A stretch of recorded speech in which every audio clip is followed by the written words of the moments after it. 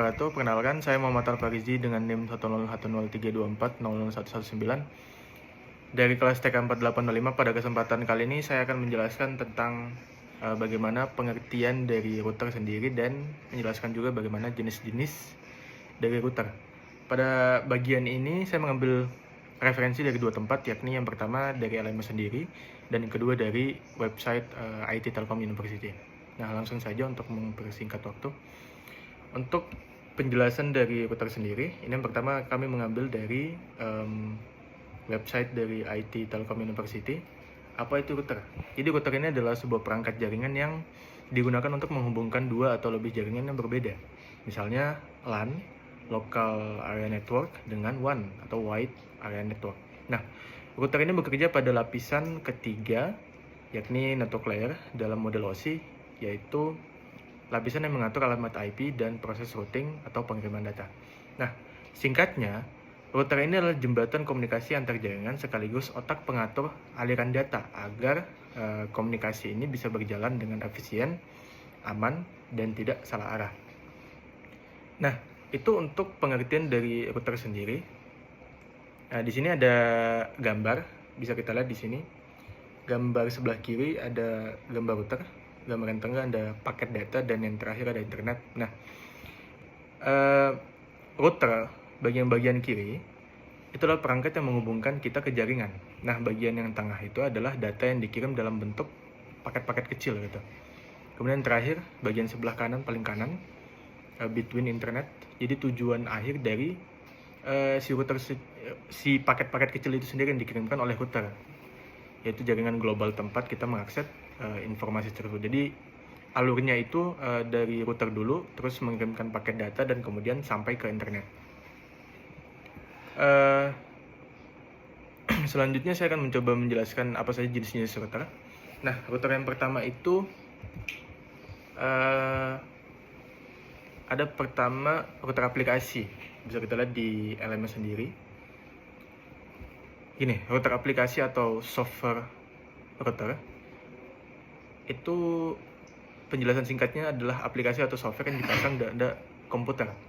Nah, dengan aplikasi ini, komputer itu bisa bekerja sebagai router tanpa perlu perangkat tambahan sama sekali. Fungsinya sama seperti router pada umumnya, yaitu membagi koneksi internet dan mengatur lalu lintas jaringan. Nah, contoh aplikasinya seperti WinGate, WinProxy, WinRoute, sama Spygate. Kelebihannya lebih murah karena hanya kebutuhan komputer dan software. Nah, kekurangannya itu performanya itu tergantung pada spesifikasi komputer yang kita gunakan. Jadi di sini kalau kita menggunakan router aplikasi software ya, tentu kita harus mempertimbangkan beban dari laptop kita sendiri juga itu spesifikasinya. Kemudian ada yang kedua, ada router hardware router. Nah, kalau yang tadi software, yang kedua ini hardware atau perangkat keras ya. Jadi router yang berbentuk perangkat keras khusus atau alat fisik yang memang dibuat hanya untuk fungsi routing. Nah, router jenis ini dapat membagi IP address dan koneksi internet ke banyak perangkat dalam suatu jaringan. Kemudian ini juga sering digunakan untuk membuat hotspot area dengan bantuan access point, sehingga banyak perangkat bisa terkoneksi dari internet. Kelebihannya apa? Kalau tadi software router itu lebih murah, kelebihannya lebih stabil, mudah digunakan, dan tidak membebani komputer. Ya, kalau tadi software router itu lebih murah ya untuk penggunaannya, untuk penginstalasinya. Kalau dari hardware ini, kekurangannya itu bisa lebih mahal harganya dibanding software router. Nah, selanjutnya ada yang tiga, yakni router PC. Apa itu router PC? Router PC ini adalah komputer sebagai router, di mana komputer biasa yang diubah fungsinya menjadi router. Nah, caranya itu dengan menginstal sistem operasi khusus untuk router. Contohnya itu seperti MikroTik. Itu kita gak perlu komputer dengan spesifikasi tinggi. Pada intinya yang penting bisa menjalankan OS dari router tersebut. Nah, router PC ini biasanya digunakan untuk jaringan yang lebih kompleks, misalnya perusahaan dan instansi pemerintahan itu. Kelebihan dan kekurangannya, kalau kelebihan sendiri ini lebih fleksibel ya, karena bisa diatur sesuai kebutuhan jaringan dan mendukung fitur lanjutan. Kekurangannya apa? Kekurangannya adalah ini membutuhkan pengetahuan teknis lebih dalam untuk mengelolanya. Jadi biasanya memang untuk mengelola router PC ini kita membutuhkan pelatihan atau sertifikasi tertentu untuk bisa menggali lebih dalam knowledge tentang router PC ini. Nah, itu saja yang bisa dapat saya jelaskan. Selanjutnya akan dijelaskan oleh rekan-rekan saya. Terima kasih. Semua perkenalkan, nama saya Fazli, Muhammad Fazli Azraf, atau bisa dipanggil Fazli, dari Teknik Komputer dengan NIM 1010324000226. Dan kali ini saya akan menjelaskan nih, apa itu fungsi router dan cara kerjanya. Sebelumnya teman saya sudah menjelaskan, yaitu Muhammad Afarizi telah menjelaskan nih bagaimana apa itu router, penjelasannya dan jenis-jenisnya. Nah, pada bagian ini saya akan melanjutkan nih pembahasannya dan fokusnya itu ke fungsi router dan juga cara kerjanya. Nah, yuk kita mulai. Jadi, pada penjelasan kali ini saya mengambil dua referensi, yaitu LMS dan IT Telkom University website. Dan kita lanjut aja langsung ya. Jadi teman-teman pernah nggak sih kalian mikir nih, kok bisa ya laptop kita itu terhubung ke dalam internet dalam hitungan detik? Ya, jawabannya itu ada pada perangkat kecil yang biasa kalian lihat di rumah itu, yang warna putih misalnya itu dari provider-provider tertentu. Itu namanya router. Dan itu sangat penting bagi kehidupan online kita. Tanpa lama-lama lagi kita langsung bahas aja ya cara fungsi dan cara kerjanya. Itu pada bagian 1. Kita mulai langsung ke bagian fungsi router. Ya, langsung fungsi router. Dari menurut apa yang saya telah di LMS atau di PDF ini, fungsi router itu dibagi menjadi 3. Fungsi router itu yang utama, itu dia menghubungkan beberapa jaringan untuk menyampaikan data dari suatu jaringan ke jaringan yang lain.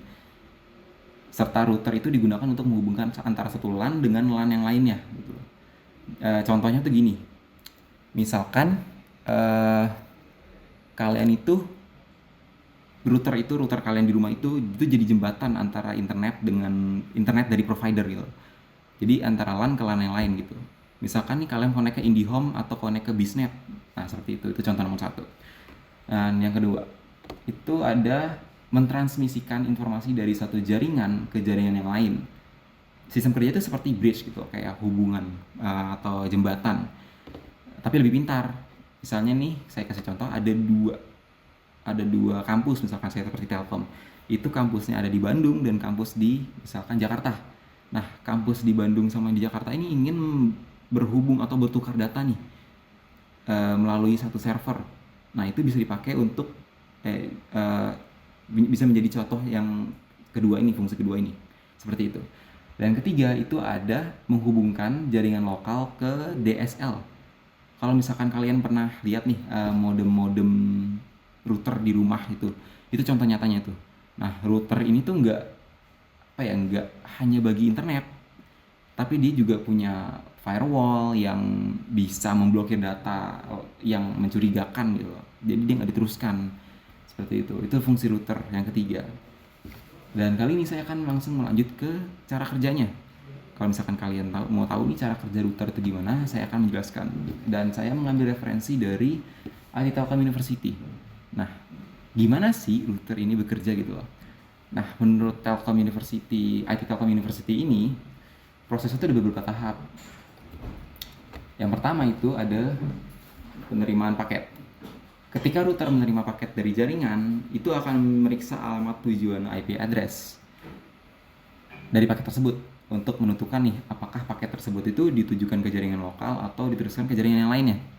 Seperti itu. Misalnya nih ketika kalian kirim pesan WhatsApp lewat Wi-Fi, seperti itu. Yang kedua itu ada table routing. Table routing ini adalah kayak misalkan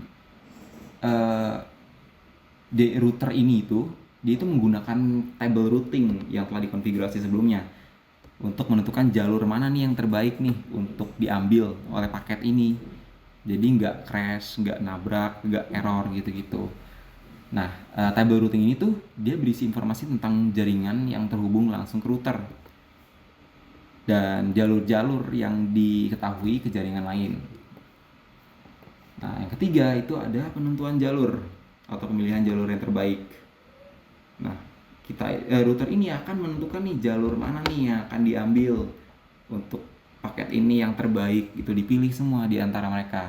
Nah, eh, setelah jalur ini tuh kayak misalkan dia itu dipertimbangkan jarak-jarak kayak beban lalu lintas, kayak faktor-faktor yang bisa menghambat gitu loh, kayak beban lalu lintas, kualitas jalurnya itu bagus atau enggak, kebijakan routing yang kita telah tentukan itu yang telah ditentukan. Nah, ketiga itu ada yang keempat itu ada pengalihan paket. Misalkan jalur terbaik itu sudah ditentukan nih. Nah, eh, router itu akan mengalihkan paket data ke interface yang terhubung dengan jalur tersebut. Artinya itu router itu melakukan pengamatan ulang nih paket pada IP tujuan yang baru sesuai dengan interface yang akan keluar, yang keluar akan digunakan gitu loh. Misal abis itu yang kelima ada pengiriman paket. Setelah jalur terbaik ditentukan nih dan pengalihan paket segala macam sudah selesai, lanjut ke pengiriman paket. Nah, pengiriman paket itu router itu sudah udah mengirim ke tujuannya sesuai dengan interface yang kalian mau, yang sesuai gitu loh, yang keluar yang sesuai. Nah, paket tersebut itu diteruskan ke router berikutnya atau perangkat tujuan akhir dalam jaringan tersebut gitu.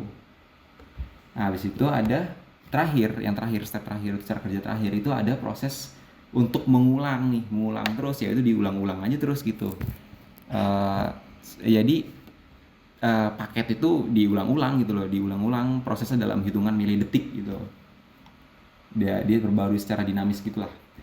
Dan selain itu, router itu ya saya kasih tahu juga, router itu punya fitur tambahan seperti NAT atau Network Address Translation, yang itu gunanya untuk menerjemahkan alamat IP jaringan lokal dengan jaringan publik. Habis itu ada ICMP atau Internet Control Message Protocol untuk mengirim pesan kontrol dan mendeteksi kesalahan dalam jaringan. Itu aja yang bisa mungkin saya jelaskan ya. Jadi kesimpulannya ya, router itu adalah pengaturan lalu lintas data. Dia itu menghubungkan,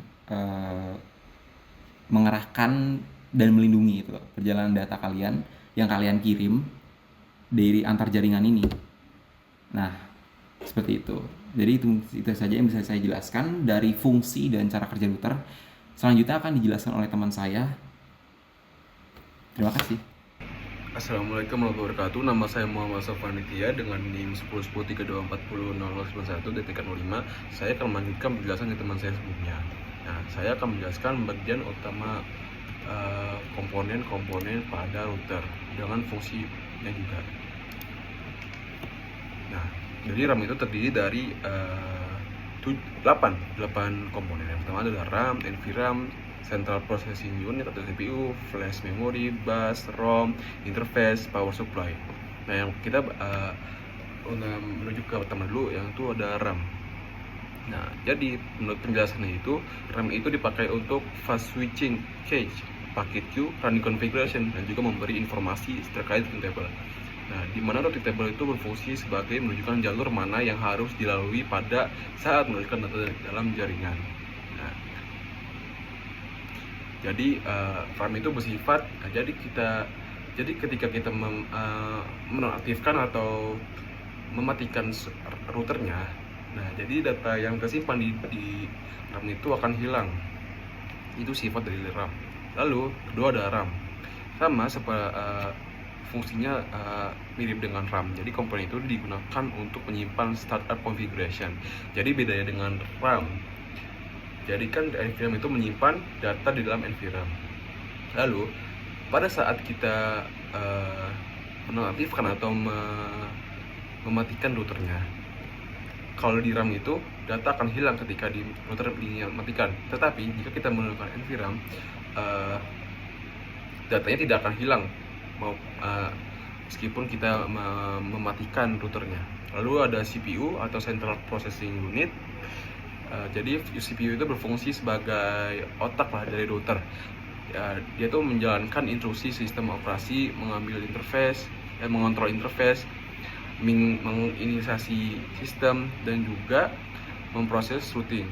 Jadi secara singkatnya itu CPU itu petugasnya itu untuk mengatur seluruh aktivitas router. Lalu setelahnya ada flash memory. Dan fungsi dari flash memory itu adalah untuk menyimpan sistem OS router, yaitu iOS dan Internet Working Operating System. Dari flash inilah router itu menjalankan OS-nya. Flash itu juga memungkinkan upgrade karena kita itu bisa menambahkan atau bahkan mengganti dengan iOS yang baru. Lalu selanjutnya ada bus. Bus itu memiliki fungsi sebagai jalur komunikasi antara internal ke komponen. Biasanya itu ada dua jenis bus, yaitu bus system dan bus CPU. Lalu ada jadi sistem kalau yang bus system itu menghubungkan interface dengan CPU, sedangkan kalau bus CPU itu menghubungkan CPU dengan media penyimpanannya. Lalu selanjutnya ada ROM. ROM itu digunakan untuk menyimpan kode bootstrap dari kode diagnostik. Jadi itu fungsinya adalah melakukan pengecekan hardware saat router pertama kali dinyalain. Lalu membuat sistem operasi dari flash ke RAM. Lalu selanjutnya ada interface. Jadi interface itu yang menjadi pintu keluar dari masuknya koneksi jaringan. Ada beberapa jenis-jenis interface yang misalnya ada LAN, Local Area Network, ada WAN, Worldwide Area Network, dan port auxiliary atau AUX disebutnya. Jadi kalau tanpa interface itu router tidak bisa berkomunikasi dengan jaringan lain. Lalu yang selanjutnya adalah power supply. Nah, ini yang terakhir, power supply itu berfungsi sebagai sumber daya agar semua komponen-komponen dalam RAM itu dapat bekerja. Beberapa router memiliki lebih dari satu power supply untuk cadangan. Jadi di setiap komponen dalam router ini itu memiliki fungsi masing-masing, tetapi semua itu saling mendukung RAM dan NVRAM. RAM dan NVRAM itu mengelola data dari konfigurasi CPU, terus mengontrol proses flash menyimpan sistem operasi. Bus dan ROM itu memastikan proses berjalan lancar. Interface menjadi penghubung antara jaringan dan power supply sebagai sumber energi. Dengan kombinasi seluruhnya ini, komponen-komponen inilah router bisa berfungsi dengan baik sebagai pengatur lalu lintas data dalam jaringan. Terima kasih. Perkenalkan, nama saya Faiz Adinugraha Saputra dengan NIM 1010324000077. Saya akan melanjutkan tentang apa yang sudah rekan-rekan saya jelaskan. Di sini saya akan menjelaskan tentang contoh penggunaan router dalam jaringan. Saya mengambil referensi dari web dewabis.com. Jadi, contoh penggunaan router dalam jaringan. Router bukan hanya dipakai untuk jaringan berbasis TCP/IP, tapi juga bisa digunakan untuk menghubungkan jaringan kecil ke jaringan yang lebih besar, atau internetwork, atau membagi satu jaringan besar menjadi beberapa subnet agar pengelolaan lebih efisien. Dalam kondisi tertentu, router juga dapat digunakan untuk menghubungkan dua jaringan komputer yang memakai media transmisi berbeda. Misalnya, sebuah router wireless bisa dipakai untuk menghubungkan komputer dengan kabel UTP ke perangkat lain yang menggunakan jaringan radio. Dan kata lain, router dapat berfungsi sebagai penghubung antara teknologi jaringan yang berbeda. Pada jaringan lokal area network atau LAN, router bisa dimanfaatkan untuk menghubungkan jaringan internet dengan layanan telekomunikasi. Contohnya yang sering ditemui adalah penggunaan router dalam teknologi DSL, Digital Subscriber Line, maupun Leased Line atau jalur sewa khusus. Untuk koneksi DSL, biasanya digunakan perangkat yang disebut DSL router, sedangkan pada jalur telekomunikasi Leased Line seperti T1 atau T3, umumnya router bekerja bersama dengan akses server. Router jenis ini biasanya dilengkapi fitur keamanan tambahan seperti firewall, sehingga lalu lintas data tetap aman dan terjaga. Selain itu, Router memiliki kemampuan untuk mengendalikan lalu lintas data broadcast. Hal ini penting karena jika terlalu banyak data broadcast beredar di jaringan, dapat menimbulkan masalah yang disebut broadcast storm, yang akhirnya bisa menurunkan performa jaringan secara keseluruhan. Dengan adanya router, risiko tersebut bisa diminimalisir.